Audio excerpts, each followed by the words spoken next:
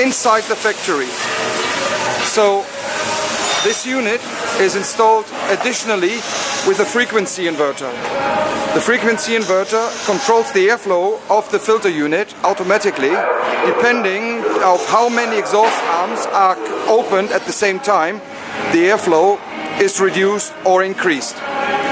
Apart from that, it is the same type of system as System 8000, which we were shown before, but it requires an on-site installation. The filter unit has the same features as the System 8000, with the control unit, the clear text display and all the different functions of it,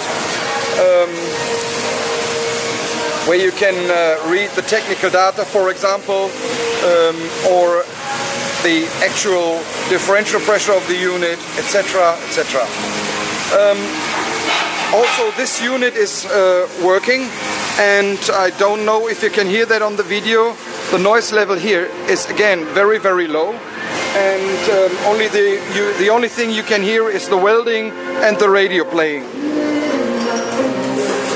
Here you can see the big intake duct feeding into the different exhaust arms, which are positioned at the different welding workstations.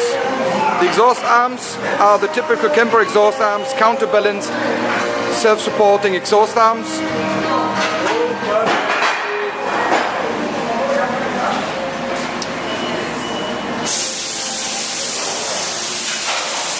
As I said, this type of exhaust arms, we have a total of 20 exhaust arms connected to this one filter unit.